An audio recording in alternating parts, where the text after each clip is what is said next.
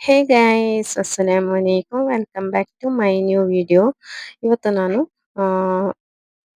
Green sauce pasta ಯಾವ ರೀತಿ quick ಆಗಿ ಮಾಡೋದು ಅಂತ ಹೇಳ್ತೇನೆ. ನಿಮಗೆ ಬೆಳಗಿನ ಬ್ರೇಕ್ಫಾಸ್ಟ್ ಟಿಫಿನಿಗೆಲ್ಲ ತುಂಬಾ ಈಸಿ ಆಗುವಂತಹದ್ದು.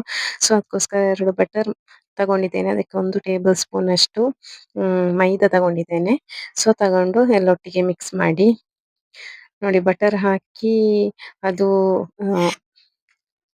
ಆ, ಗೀ ಆಗುವಾಗ ಅಂದ್ರೆ ಅದು ಬಿಸಿ ಮೀಡಿಯಂ ಫ್ಲೇಮ್ ಅಲ್ಲಿ ಇಟ್ಟು ಮತ್ತೆ ನೀವು ಲೋ ಫ್ಲೇಮ್ ಅಲ್ಲಿ ಇಡಬೇಕು. ಇಟ್ಟ ನಂತರ ನೀವು ಮೈದಾ ಪೌಡರ್ ಹಾಕಿ 1 ಟೇಬಲ್ ಸ್ಪೂನ್ ಅಷ್ಟು, ಮತ್ತೆ ಈಗ 1 ಕಪ್ ಅಷ್ಟು ಹಾಲನ್ನು ಹಾಕಿ, 1 ಕಪ್ ಅಂತ ಹೇಳಿದ್ರೆ ಒಂದು 250 ಗ್ರಾಮ್ ಅಷ್ಟು ಬರ್ತದೆ. ಸೊ ಅದನ್ನು ಹಾಕಿ ಇದಕ್ಕೆ ಬೇಕಾದಂತಹ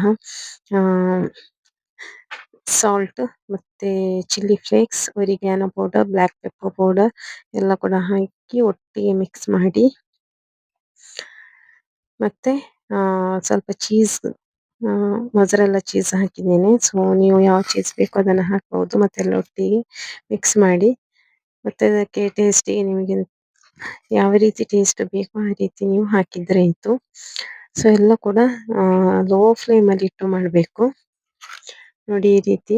ಇನ್ನು ಆಲ್ರೆಡಿ ಬೇಯಿಸಿಟ್ಟಂತಹ ಪಾಸ್ತಾವನ್ನ ಸೇರಿಸ್ತಾ ಇದ್ದೇನೆ.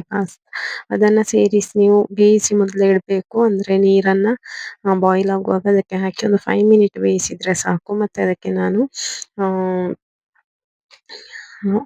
ಕ್ಯಾರೆಟ್ ಮತ್ತೆ ಕ್ಯಾಪ್ಸಿಕಮ್ ಅನ್ನ, ಗ್ರೀನ್ ಕ್ಯಾಪ್ಸಿಕಮ್ ಅದನ್ನ ಸಣ್ಣದಾಗಿ ಕಟ್ ಮಾಡಿ ಹಾಕಿದ್ದೇನೆ. ನೀವು ಕಲರ್ಫುಲ್ ಬೇಕು ಅಂತ ಹೇಳಿ ರೆಡ್ ಕಲರ್ ಮತ್ತೆ ಯೆಲ್ಲೋ ಕಲರ್ ಕ್ಯಾಪ್ಸಿಕಮ್ ಕೂಡ ಕಟ್ ಮಾಡಿ ಹಾಕಬಹುದು. ತುಂಬಾ ಟೇಸ್ಟಿಯಾಗಿ ಬಿಸಿಯಾಗಿ ತಿನ್ಬೇಕು. ಈ ವಿಡಿಯೋ ಇಷ್ಟ ಆದ್ರೆ ಲೈಕ್ ಮಾಡ್ಲಿಕ್ಕೆ ಮರಿಬೇಡಿ, ಮತ್ತೆ ನಿಮ್ಮ ಫ್ರೆಂಡ್ಸ್ ಫ್ಯಾಮಿಲಿಗೆ ಶೇರ್ ಮಾಡಿ. Thank you for watching.